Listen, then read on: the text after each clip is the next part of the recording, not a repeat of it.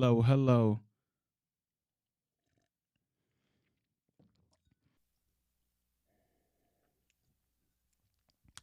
Mm, mm. Everybody, come on in, lock it in, and rip the keyboard off. It's the heDONizm podcast, and I'm Dante, and I go by the Mecca Don, the Don Mecca. Some may even call me Rick James. Why? Because I'm cold-blooded. Also in the streets, some may know me as Coach. Also in the streets, some may know me as Ref. But if you know, you do know. Now, there's one thing that I require of you when you come to the heDONizm podcast. Get comfortable, grab you some Java, grab you a Joe, or grab you some nice coffee with the little creamers or whatever your favorite toppings are. Or if you like it straight, hey, I'm with that too. But I will say this, there's one thing that's required, and it's non-materialistic for you to come and don yourself with when you come to the heDONizm podcast. And you know what that is? It's your truth. Why? Because it looks good on you. So come on in once again, lock it in, and rip the knob off. I want to welcome you guys out to episode 8. I cannot believe it. I said if I can make 7, I would keep this thing going. And in true fashion, I'm here to go. But you guys know what it is. We're in the age of cancel culture, judged by the court of public opinion. And if I drop a noun, an adjective, a pronoun, or even an expletive, I'm just saying, I will be careful with my words. But just in case I drop one of those, or just in case I say something that's triggering, it really is to enlighten and inform, right? In podcast format. But most importantly, guys, you guys know what it is. Say it with me. I'm just here to pod. You guys know what it is. In true heDONizm fashion, I always like to start out with things that I'm grateful for. So I'm grateful for you for joining. Yes, once again. So being that you are here, do me a favor, right? I want you to like, I want you to comment. And I also want you to subscribe, right? Here at the heDONizm podcast, my goal for you is to bring you good programming, right? I'm not a comedian, right? I'm not some of the things that we see in podcasting today. Let me take you back to pre-podcasting, right? When you had your NPR and it was all vocals and you caught it on a public broadcasting network or a public broadcasting service. I'm setting the tone for that format. However, thank you to YouTube, we now have visuals that goes with the audible or the audio right now for audio and visual conceptual formats, being this in a podcast. But let me just explain something to you out there just so you guys can know what the market looks like, right? So in the world of podcasts today, there are hundreds and thousands of podcasts out there. So if you're watching me today and say, I feel that I can do that, what are you waiting on, right? Press record, get in front of the camera and go. Now, I'll be honest with you. I'm warning you. I'm giving you fair warning. Probably the hardest thing to do for yourself, for self-improvement, is to watch yourself on tape. And I do it quite frequently. And sometimes I'm like, man, I could have worded that better. I know how to speak better than that. I know how to enunciate and pronounce my words a little bit better. But you know what? When it's an organic flow, it comes off better, right? And I'm not here to sell you a wolf ticket, right? I really want to enlighten and inform, as I said before. But in the world of podcasting, you have athletes, current and ex-athletes, right? Some even go as far as being Hall of Famers. I'll speak to one later on in the podcast. Stay tuned. We'll get to that shortly. But you have actors, right? Known actors and also B-list actors. You have journalists, right? Comedians, and you now even have rappers. But I see the format going to this, right? I've even seen 2 or more stepping in the avenue of podcasting, right? So it takes a duo, or it takes a trio, or it takes a quad, or a handful of people to actually deliver good programming. Hopefully you guys see the intent in the programming that I'm bringing you as a team of one, right? Again, my goal is to bring good programming, enlighten, and also inform you along the way. But I'm seeing a trend right now in podcasts, right? And everyone's just kind of following the script. Yes, it makes for good podcasting, but I'll be honest with you. Some of those are TV shows, and I'm going to speak to that in a little bit, but a lot of the way the podcast format, like there's no book into how to podcast. However, there are recommendations as to how to increase your likes, how to increase your views and your viewership.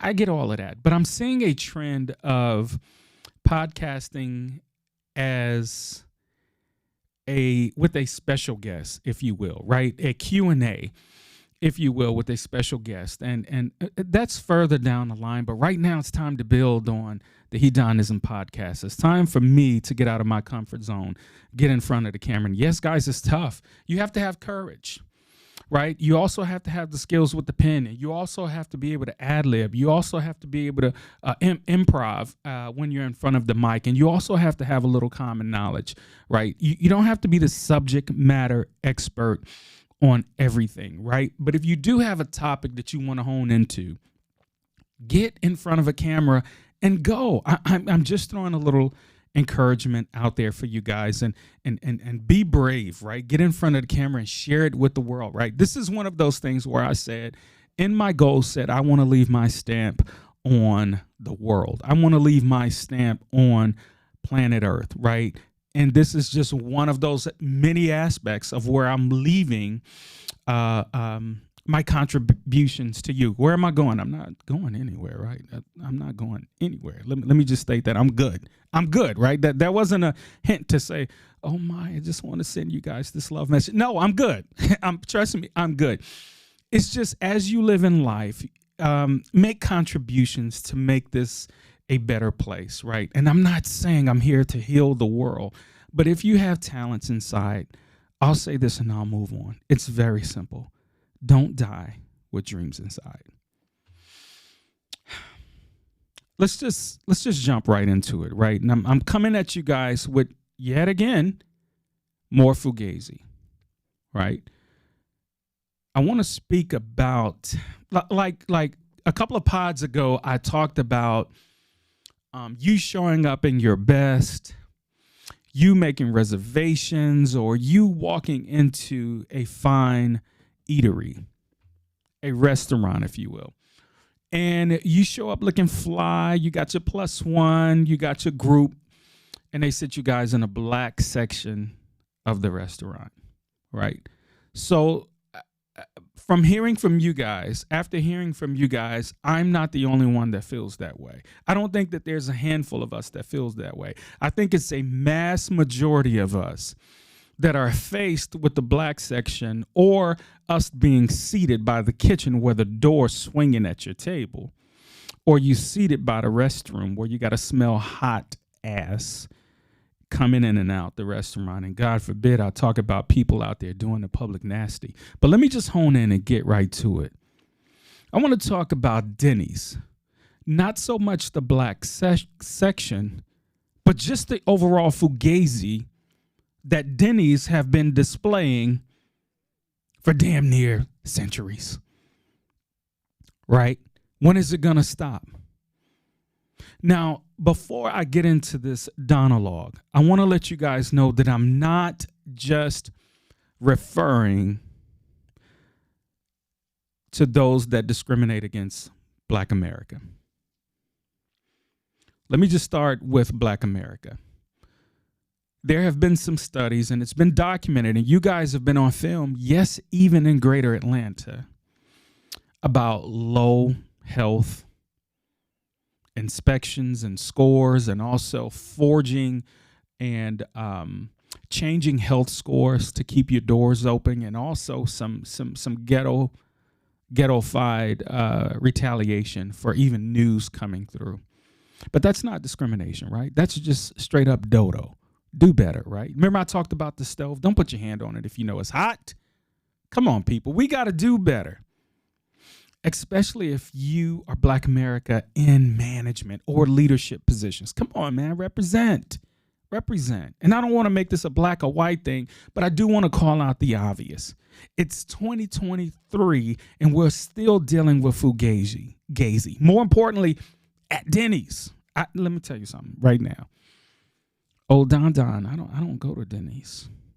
You know why? Because back in 1994, in Washington, D.C., during graduation period, several students were told if they bring their cap and gowns or even their diplomas to Denny's, they would get a free meal for them plus one.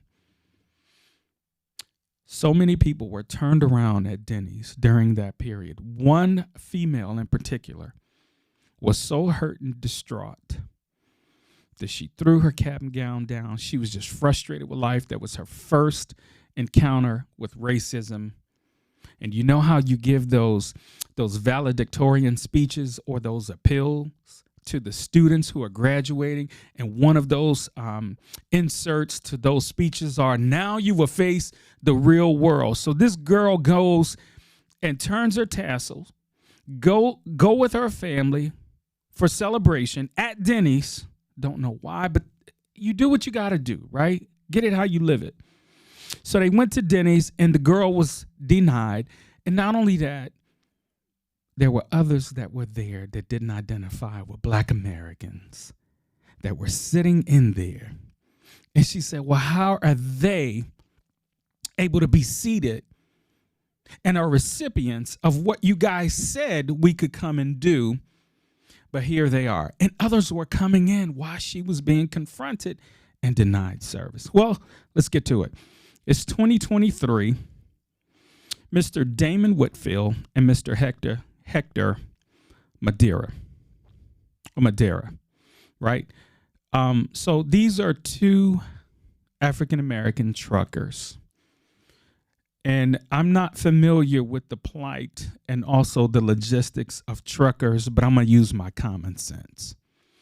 After being on the road so long, at some point, you're going to have to R&R, rest and refuel.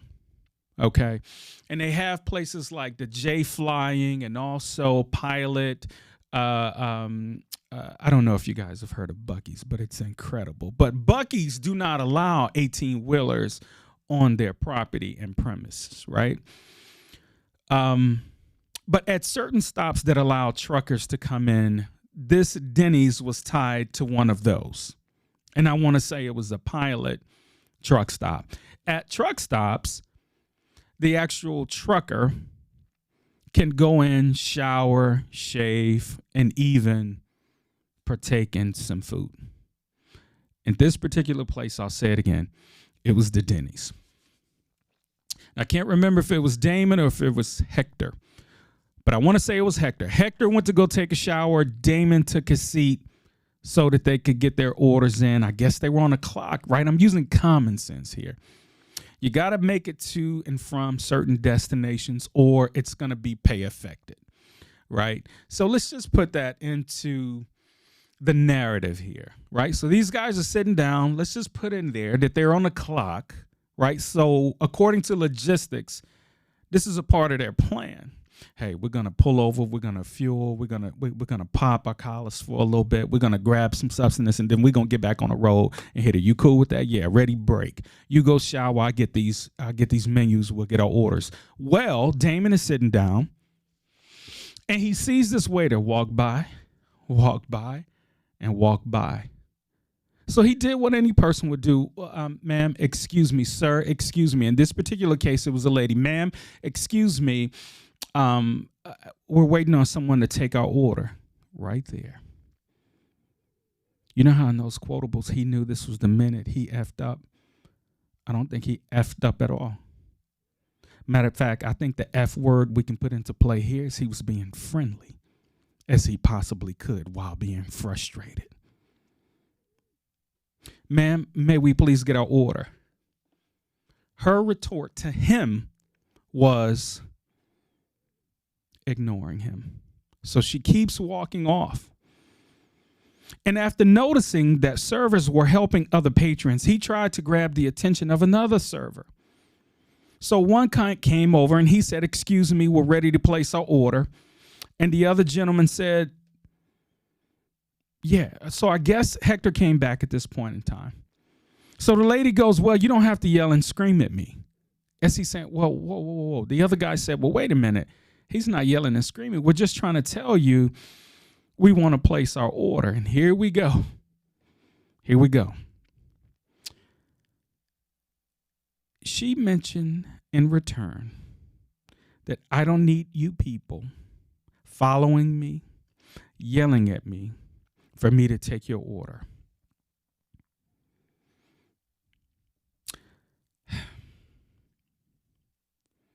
So this escalated. And you may be thinking to yourself, how? Please tell me these dudes didn't get busy with this lady. No, not at all. In the modern day of the court of public opinion, these guys pulled out their weapons. You know what the modern day weapon is? Your cell phone. So they start recording because nowadays, most Black Americans who are faced with this situation, it's your word against theirs. And the video was very blatant, right? This wasn't no discrepancy, no low res. This was all clear. And it was obviously that the lady that he was trying to get the attention of was just walking around. And the moment he got their attention, the lady returned and said, hey, you don't need to be following me nor yelling at me. Matter of fact, why don't y'all just get up and leave? You people don't need to be here. You people. Talking about the two truck drivers by the name of Damon and Hector. So he goes, whoa, wait, man. I mean, I've went over that part, and I'm trying to make the point stick here. So for whatever reason, the lady left, and he came back and was like, hey, yo, are you going to take our order? We just want to get some, I just want some orange juice, and we want to place an order. So they brought the orange juice. Someone brought the orange juice to Damon and Hector, and the lady came back, and he was like, well, are you going to take our order? So she snatched the menu, snatched the orange juice, and while picking up the orange juice, she spilled it on Damon and said, you know what? We don't need you people here. Why don't you guys just get up and go? And they're like, yo, what do we do? And he tried to de-escalate this situation by saying, hey, yo, listen, we may have gotten off on a bad foot. We just came in to get some food so we can get back on the road. And she said, I've already told you guys to leave. So these guys refusing to leave. They wanted another server. So they send a young lady with the sweetest tone in the world. She was so nice. And what they call that in the South is she put on the best spray of Southern charm possible. Oh, she was incredible. But this is what she said. Yeah, I don't know what happened, but we're going to have to ask you guys to leave. And he was like, yo, what did we do? Yeah, I don't know, but you guys have to leave. She's on tape. And I'm paraphrasing at this point because I want this thing to stick, right? And I'm not embellishing the story. I'm actually paraphrasing what happened because I don't want to say this is what she said verbatim, but I promise you I'm spot on. Yeah, I don't know what happened, but yeah, and he was like, are you going to take our order? She said, no. Actually, we're going to have to ask you guys to leave or we're going to call the cops. And matter of fact, they're on their way. What? This is at Denny's. And the guys go, you know what, man, we're not going. I'm not saying they were beating the table. Hell no, we won't go. But these guys were just as poised and patient as they possibly could be. Try saying that 3 times. So guess what happened? Bad boys, what you gonna do? They showed up with the flak vest on and everything. So here they come. Hey, guys, everything okay? No, we're just going to ask you, come out here and talk to us. You know, the good old banana in the tailpipe. Hey, guys, why don't you come on out here and talk to us, please? So these guys complying. They went out in the shop at area, right, of I guess it's the Pilot that's adjacent to the Denny's, and they're talking to the 2 police officers. And they explained the entire situation, and check this out. The police officers responds. I'm going to let this one breathe. Can you guess what the police officer said to Damon and Hector? I'm trying to let this thing breathe so y'all can give your own soliloquy. Somebody said it. Or maybe you didn't, but it wasn't that. The police officer responded and said, are you kidding me? I'm sorry that this happened to you guys. Wow. Again, the police officers were not paid by Denny's to be security. They were called via 911. You guys following me, right? So I want to go back to what the lady said, because he told the lady that was serving them, I noticed that you were serving other people. But again, she went to the you people and they called the police. Disgusting, right? Let me fast forward to a couple of weeks ago. This is not a new story, but I don't just want to come flipping gibberish if I don't have all the information. And something said, just be patient on this, because you know the heDONizm listeners out there, they want details, right? So I'm going to give it to you. The 911 tape was released from when Denny's called for police dispatch for unruly patrons in a restaurant, that being Damon and Hector. You're not going to believe what the 911 recording was all about. Matter of fact, let me throw it at you guys. Guess who made the 911 call from Denny's? I bet you're saying it was that damn waiter. No, it wasn't. The person that made the 911 call was by Denny's regional manager, Mr. Michael Fletcher. I'll say it again. The 911 call was made by the regional manager, Mr. Michael Fletcher. Sounds odd, right? See, these are the extremes that people go to discriminate. And I'm calling it out. But no, we're not done. Get your popcorn for this one. What T.O. say? Get your popcorn. I love me some me. Here it is right here. Here's the I love you some you part right here, where you actually choke on the popcorn. Don't sip nothing right now, because you may fall out your seat. Mr. Michael Fletcher made the call. He was a regional Denny's manager. But guess what? He wasn't at the actual location. He made this call outside of Denny's. And you may be thinking, I know you guys are scratching their head. Well, how the hell did he get the information to make the call on these two gentlemen if he wasn't there? Ha ha, ha ha. Michael Fletcher is the husband of the waitress that served in Hector.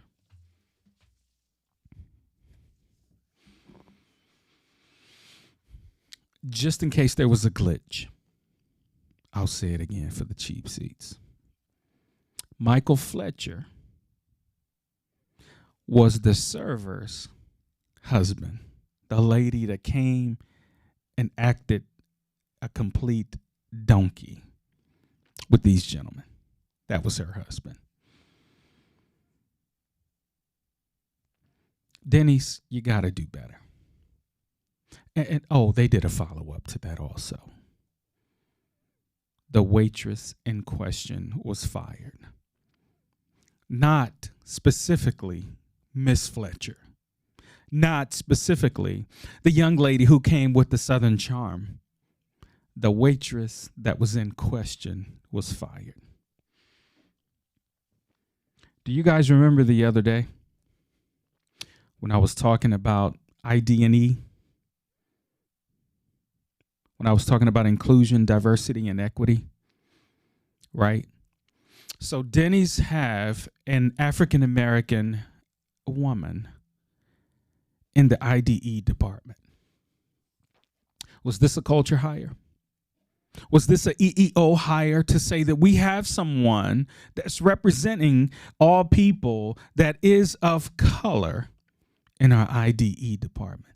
Now, I've already told you guys, it's Q4, and a lot of companies are making cuts. Is she the only person taking on this Denny's fugazi? Denny's, you have a history. Back in Lake City, Florida, 5 years ago, there was allegations and also a case against several black people. In LA, there was racial discrimination 7 years ago. There's all kind of fights that break out. Here in Atlanta, you got bad scores. And I've heard a little bit about the history of some of the restaurants you purchased back in the 60s. I'm not even going to say the name of the restaurants you purchased before changing your names to Denny's restaurant. I'm not even going to deep dive into that. But one thing I will say is Denny's, you got to do better. I gave a soliloquy earlier about podcasting. I did that for a reason. Why? Get used to seeing me. Because from now until approximately Christmas or the end of the year, going into January, you might as well get ready for bad TV. It's the turnover is going to happen something like this. Your shows like The Bachelor, Big Brother, Survival, Naked and Afraid, Love and Hip Hop, The Discovery, Wild Fish Catch, the Love and Hip Hop franchises, right? And all the toxic Real Housewives. And I hate to do it because it used to be my guilty pleasure, but it's getting to a point where my brain can't even function off of some of the Real Housewives because I'm just thinking, damn, do any women get along? And most of these women are lucrative in the bank. Most of them got a couple of zeros in the bank, but I'm like, damn. You turn on New York, you turn on Atlanta, you turn on Salt Lake, you turn on Miami, you turn on whatever. And they all fighting. Oh, and the juicy part, where you really got to get the tea, are the reunions. They're just as ratchet. And they don't discriminate. I'm actually starting to question Andy Cohen. Are you the mastermind behind all of this? I'm not pointing the finger at you, but I see some of the catchphrases, and I see some of the triggering things, and I see some of the gaslighting that's actually occurring to say that, hey, our ratings are up, up, up. When it's up, it's up. I'm starting to see that in the ratings, right? But get ready for bad TV because in a minute, that's all you're going to have. So right now, I'm just letting you know I'm trying to put my stamp in the game because I want to be about good programming. And I don't want to waste your time, right? I want to enlighten and inform, right? Those are just two things out of a million that I want to bring to the table for your listening pleasure and also for eargasms, right? I'm not saying that I'm the one, but I want to be one of your choices. Somebody said this to me the other day. Yo, Don, on Monday, I listened to The Pivot. On Tuesday, I listened to, I can't remember what the podcast was, right? But on Wednesdays, I listened to heDONizm. When they said that, I'm like, oh, snap. Now, that's love right there. But if I can bring it, I'm going to bring it. And I'm going hard. My foot is on the pedal and my pedal's to the metal, so ain't no turning around. But let me just tell you guys right now, get used to bad TV. All your Netflix and all your Maxes and all of these things are going to come to a drying halt in a minute. So all of these shows that were canceled, they're going to be pulling them back out of the woodwork. Why? Because there is still a strike going on right now with SAG and AFTRA. And also, do you guys remember during COVID how it was alleged that if you needed a car part, that car part that you may typically be able to go to parts and service and get will now take you about 3 to maybe even 6 months. Do you remember going to Lowe's and Home Depot and trying to get certain parts where you knew it was in a backlog? Well, get ready. Get ready because parts and service, get ready. Get ready because parts and service for the automobile industry is about to start going back even further than what it was during COVID. What am I talking about? As of September 15th, the United Auto Workers, the UAW, union is striking against the big three automakers. That's Ford, General Motors, and Stellantis, right? That's Jeep and Chrysler. What are they seeking? Pretty much what we all look for. Higher pay, better bennies, right? Less hours, and also raises. I think that's common things, right? And we're actually talking about people who actually use their hands. Manufacture lines, right? The people who really get down to it, right? I don't think that's asking a lot. Higher pay, better benefits, less hours and then raises. If you see me doing the do, how about a little bump in the pay? Can we get that, please? Oh no, well, guess what? We on them sidewalks. So the UAW has taken strike as of September 15th. What does this mean? For you big ballers and shot callers out there, the ones that can make it rain in the dealership, for the Maybachs that y'all want, them Benzes, them Beamers, them Jeeps, they're going to be on hold for a minute. Not the Maybachs. It's actually for General Motors, right? They're going to be on backlog. And what a time for that to happen, right? Like right now, it's like you almost have to live below your means in this day and time. But for those who can do it, I'm not hating. Go on and do it. Let me live vicariously through you. Matter of fact, I'll tell you which vehicle I'm recommending for you. But I will say this, there will be a backlog. Let's just say that you're having a CV joint issue or air suspension issue. Almost all big bodies nowadays have some form of compression or air suspension along with those. So let's just say one of them goes crazy or goes bananas and you have to take it into the dealership, right? Be prepared to drop your car off and have a wait. UAW's on strike. But you know who else is on strike? And I just mentioned it. The SAG. Y'all know what that is. I just talked about bad TV. Well, here's the deeper dive into that. As of July 14th, the Screen Actors Guild has been on strike since then, right? They've been on strike since July 14th due to labor disputes with the Alliance of Motion Picture and Television Producers. That's the AMPTP. Now, this is the funky part, right, where it gets tricky. Why is the strike going on so long? Well, I think COVID changed everything. This is all speculative, right, according to Don. But it's speculative, but at the same time, research is proving my speculation correct. Here we go. Do you remember during COVID, let's just say Squid Games, right? And a lot of these shows where we were just getting things out of the woodwork and it was addictive. I think Money Heist was one, right? Squid Games was another, right? And it was popular. It was popping, right? Everybody was running to that show. And I can't remember the movie about the blind lady who they couldn't open their eyes, and if they opened their eyes, they vanished or something like that. I couldn't get past 10 minutes or 15 minutes of the movie. I think Sandra Bullock was in it, right? Lil Ray. I can't remember the movie, but y'all know what I'm talking about, right? Anyway, that streaming crave that was going on during that time, we're about to start getting that again, right? Because of the strike that's going on in the SAG, the Screen Actors Guild. The dispute is because of this. These folks want their streaming residuals. These people are getting peanuts based on what they should be getting. I'm talking about the actors, right? I'm talking about the writers. I'm going to get into that a little bit further. But it's the streaming residuals that they want. They want to coop that. And also they want their self-tape auditions, right? So COVID changed our lives, I want to say forever. Or at least it took us to the point where we had to innovate a little bit faster than what we were on pace to do.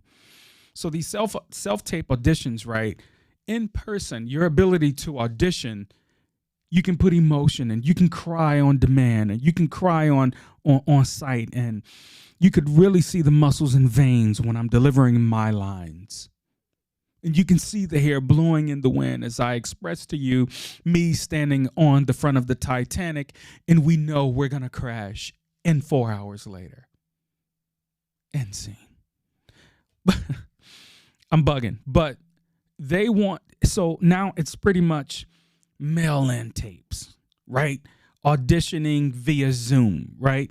The human interaction is lacking, and one thing for the actor to do is be believable, or at least for you to be compliable to the role or the writers that are fitting the script that you want. So those are two things: streaming residuals and self-tape auditions. Oh boy. But here's the other one, and it's scary because I witnessed it but didn't witness it. Or I witnessed it but didn't acknowledge it. I witnessed it and acknowledged it late, but retrospectively I was like, oh snap, that's what we're doing. But it is the stage use of artificial intelligence. Let me put it so you guys, let me put it down so you guys can pick it up. I don't know if any of you went to go see the Indiana Jones movie, his latest joint. I'm watching the movie and I'm like, yo, they pulled out some old clips of old Ford. They pulled out some old clips. I'm like, man, he was looking amazing. And even in his elder state as an actor, I'm like, wow, he looks amazing. He's been hitting the gym. Well, I got to go hit the gym tomorrow. No, you know what I was looking at? 75% AI. And I was like, yo, they took some old clips from the first Indiana Jones. They had lost tape. They pieced it together and put it in this joint and made it hot. No. 75% of that movie was AI. What does that mean? Your name, your image, and your likeness, I think they call that NIL, right, can be used in movies without even your permission. Let's just take The Equalizer, for example.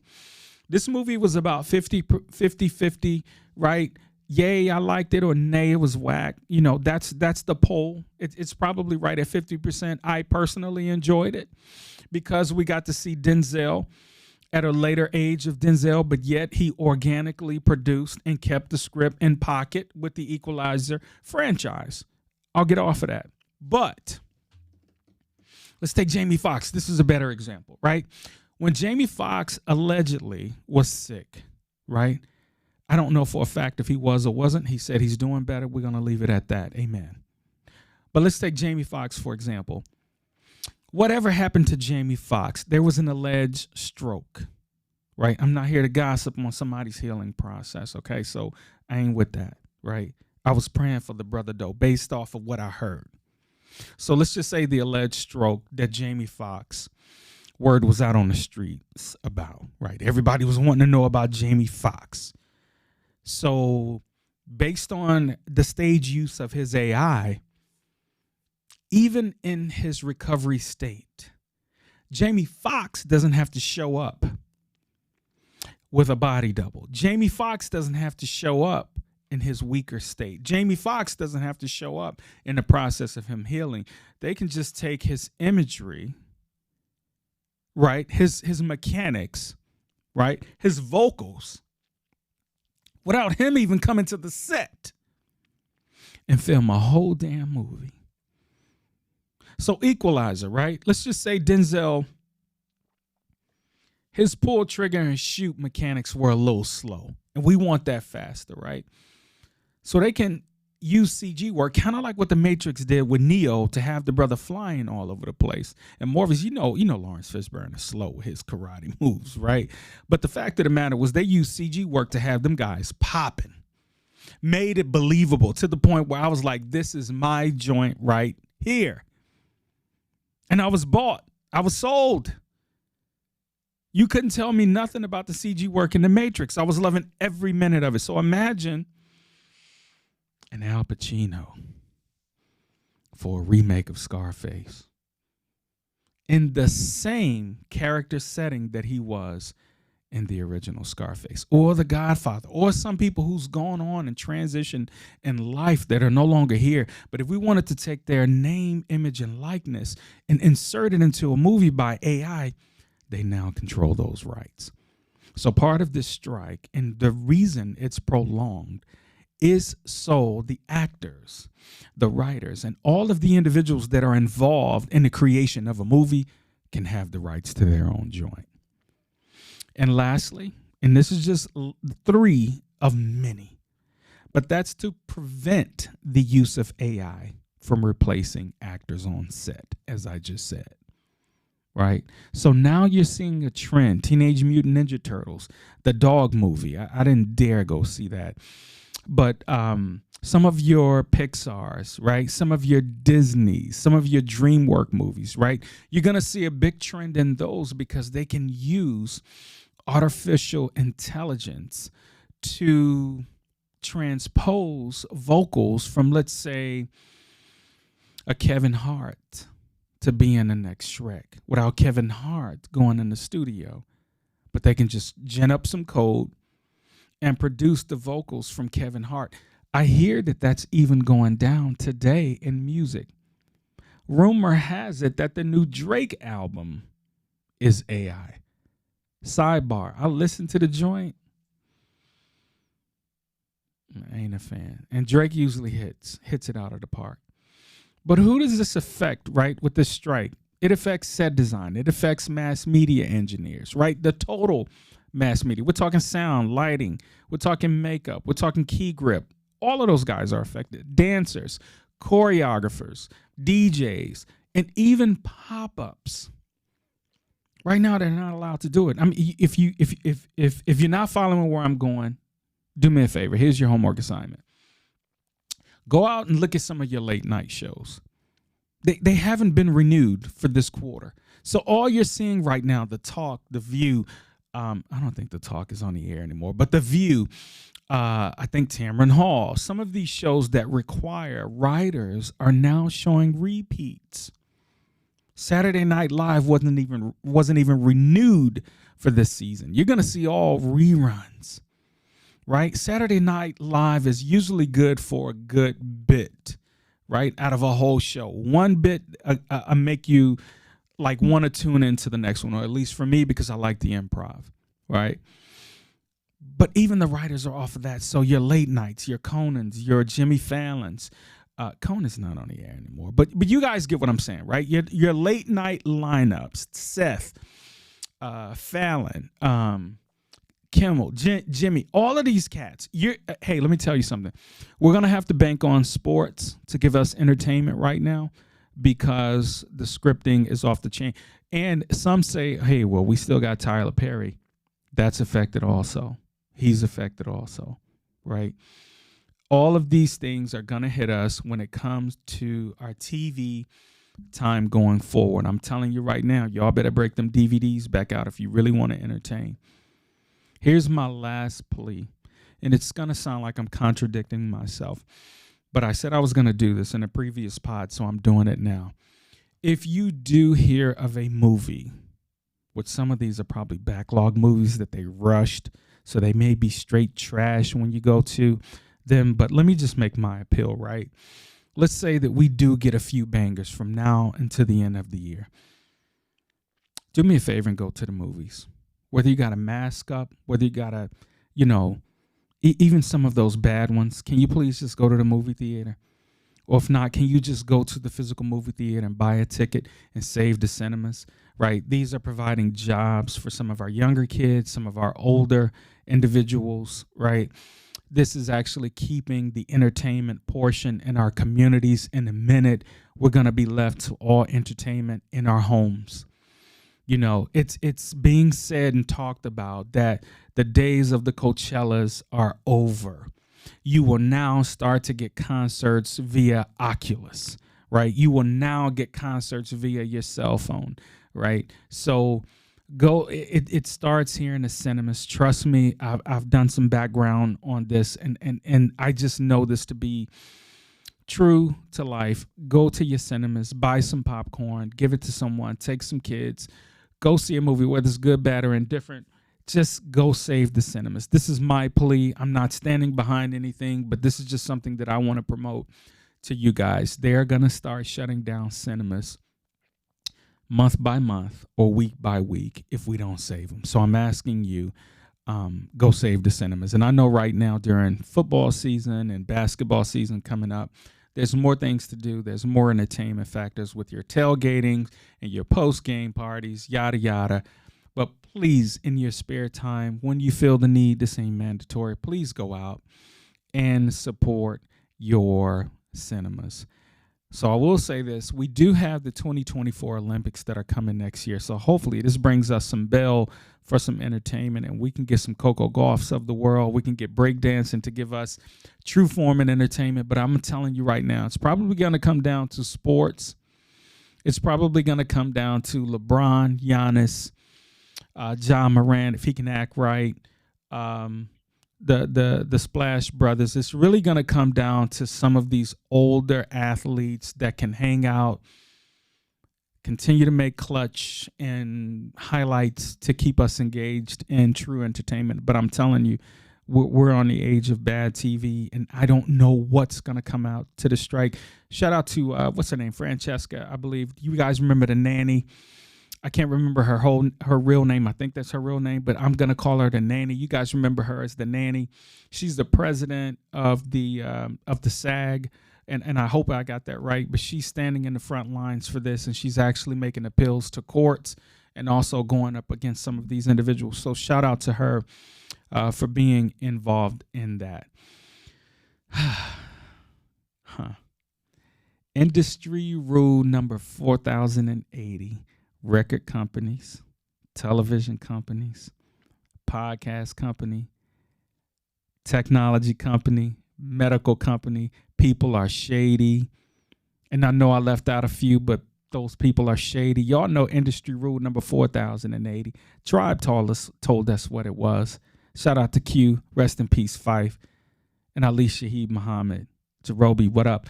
But I'm telling you, industry rule number 4080. Industry company people are shady. What am I talking about? I'm talking about old Shay-Shay, right? Old Shannon Sharp. You guys know I've been talking about him on a soft level when it comes to his move from Undisputed to now First Take. We talked about podcasts. Right now, Stephen A. has his own podcast. Shannon Sharp, Club Shay-Shay is back. It's not like it was, but I see the continuation. It's not the same set, right? It's handsome, right? But it's not the old Club Shay-Shay, and I hope he put some power and some funk into this thing, because I miss the old set design and I miss the clarity of visuals on that. It was actually something to goal set off of. So Shannon, please continue to cook and get that thing right and tight. But Shannon is well into his third week on First Take, maybe even more, without hiccup. You guys know the ratings are going through the roof. I remember the first episode, he was coming into a debate session with Stephen A. and called him Skip, right? And he said, my bad, 7 years of this. It's a tough thing to break. But Stephen A. in true professional form was like, that's all right. And Molly, just as adorable as she want to be, they helped him through it, and I thought that was a love factor, right? Like, it showed me some things, right? Because you would think the script is, let's have a black person and a white person debate and actually go head to head like monsters every day, which is gonna bring good ratings. You would think that, right?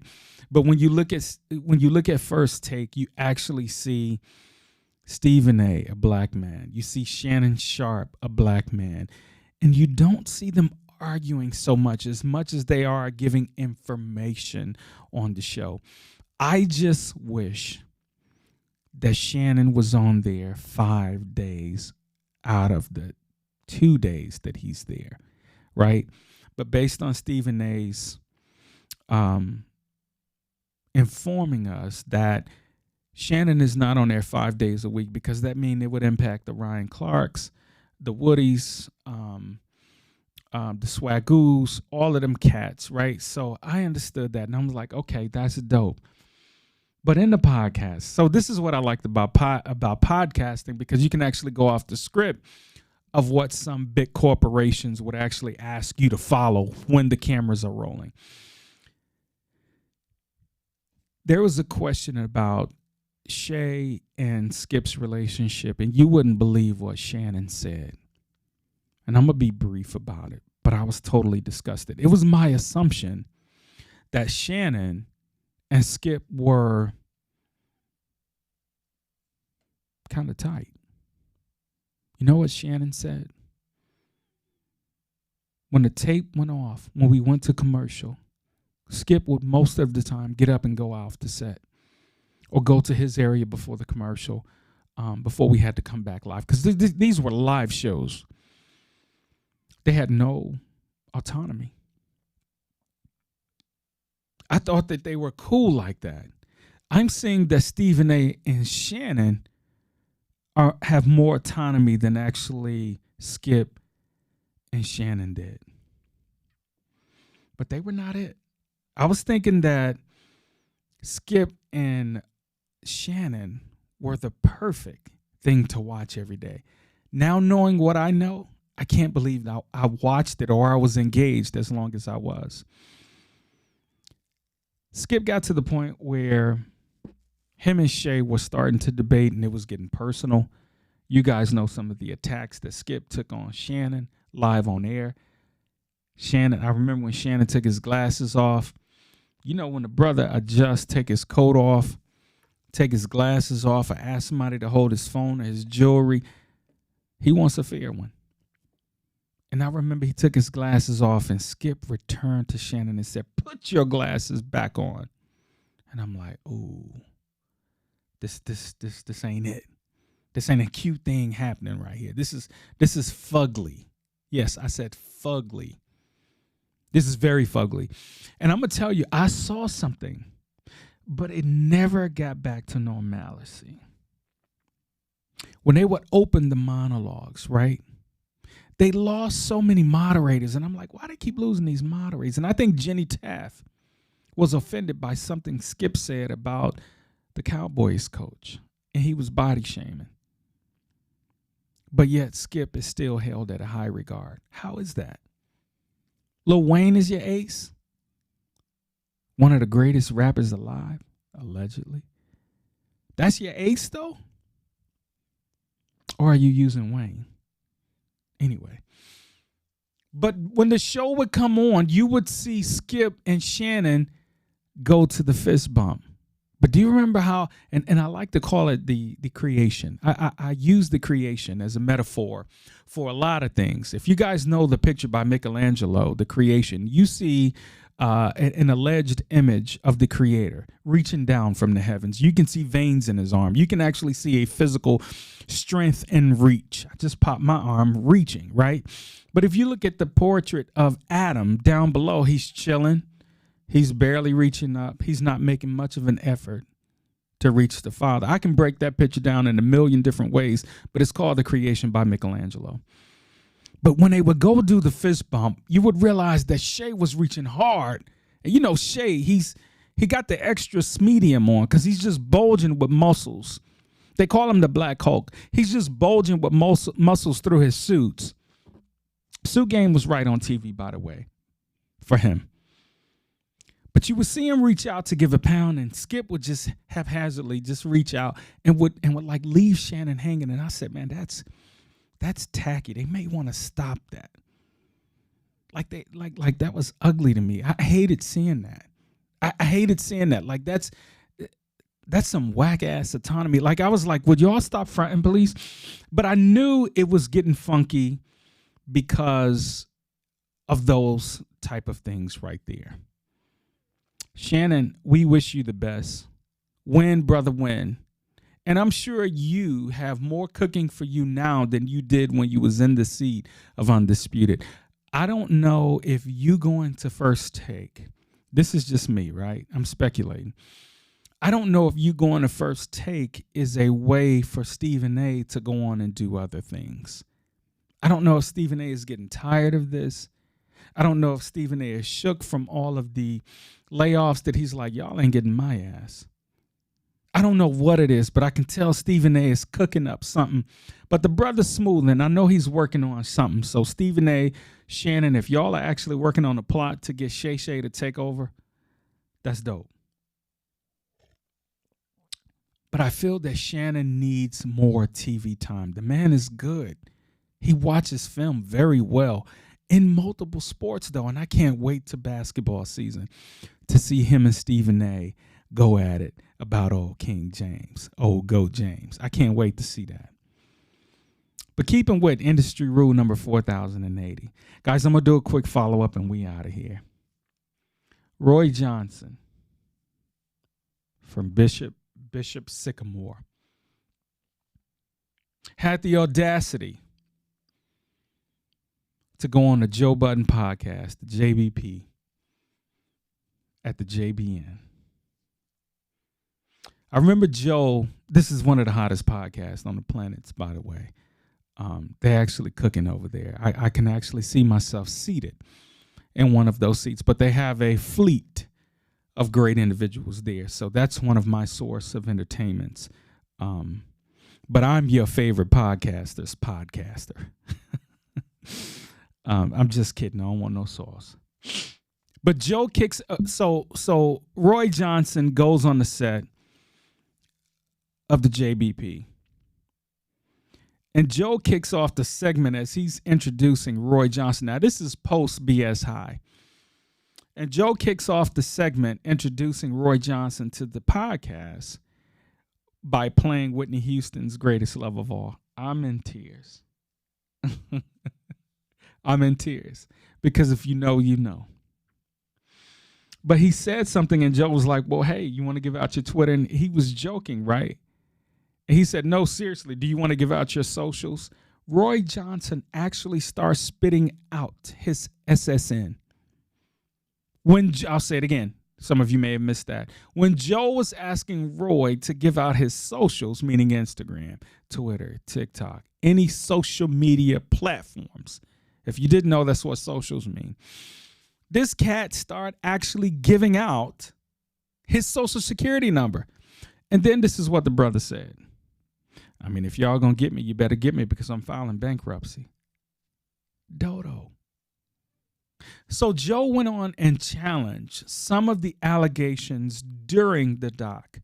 So the purpose of Joe inviting Roy to his podcast was to give him a voice, right? And in addition to that, y'all know the guy's good TV. So kudos to Joe. I mean, Joe's a smart guy. Like he's in his bag. I don't want to see Joe touch a mic in lyrical form anymore. Like Joe's in his bag. I won't be surprised if Joe don't end up with a spot on the Today Show or one of these other outlets like The View or something like that. I can just see him moving on to something like that while still being EP of the JBN or the JBP.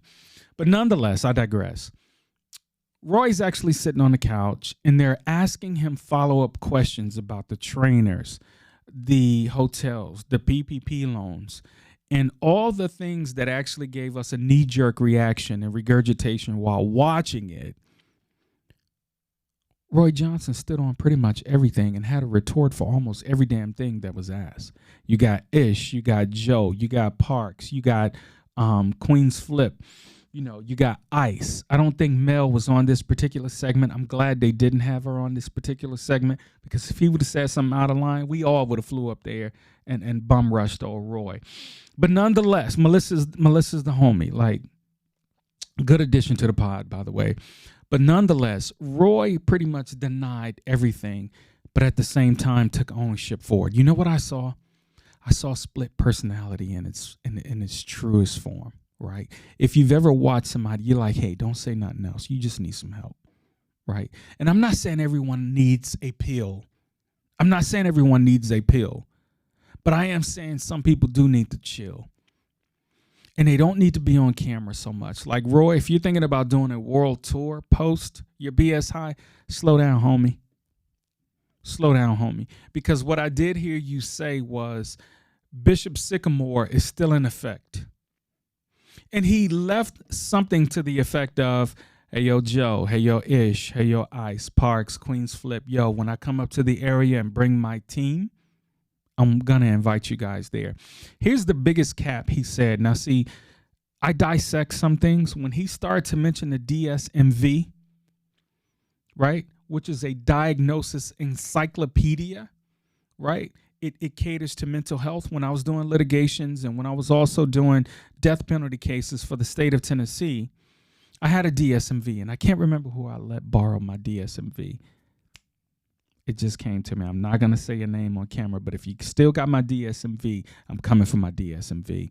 But nonetheless, the DSMV has things in there like bipolar, mental insanity as a defense, schizophrenia. It has all the know-hows. It's pretty much a WebMD in literature form or paperback or flimsy form. It's a thick book. It's a thick book, right? But for him to know that, you know how some people expose their energy into manipulating others? Like there's books on how to manipulate people. This guy gives me that, and he's dangerous. Not as a fear factor danger, not as a horror dangerous, right? But the fact of the matter that this guy takes ownership in being the one who can do it and stand on it. That's the scary part. You think about bill collectors that call. You think about people that handle children on a day in, day out basis. You think of, and we're going to talk about Boy Scouts of America another day. Lord have mercy. But if you think about people in leadership position, he actually has the flow of a whack pastor. I didn't say a dope pastor. He actually has the flow of a whack pastor, which means that he can go out and get some sheep and possibly get the broken to follow him. That's the danger in this man. He's smooth. He's slick. He's believable, but at the same time, you call Capolonia on this brother. You call Capolonia on him so fast, he just gives you record company industry Shady 4080. He just gives you all the things of complete assertive, but yet ownership. Now, here's the beautiful part about Roy. He takes accountability for it, but at the same time, this is what he said. When somebody, and I said this in a previous pod, when somebody shows you who they are, you better believe them, or they'll get you every time. And I say this almost every pod, and I'm going to keep saying it. If you don't stand for something, you're going to fall for everything. Excuse me. No, you're going to fall for everything if you don't take a stand for something. You're going to always find yourself to be the butt of the joke or the ass of manipulation. Don't be that one. But nonetheless, it was a beautiful thing to see because he said something magical. And I'm like, here's when people show you who they are. Joe Budden, dope brother. He asked the cat. He said, hey, yo, do you lie? I'm paraphrasing. And he said, are you going to continue to lie? He said, yes. Just the fact that he didn't hesitate and said yes, let you know that this is part of his organic, natural flow. He said, I will tell you anything, I'm paraphrasing, but it's up to you to research it. Guys, be careful. There are a lot of wolves out there dressed in sheep's clothing. Be very careful.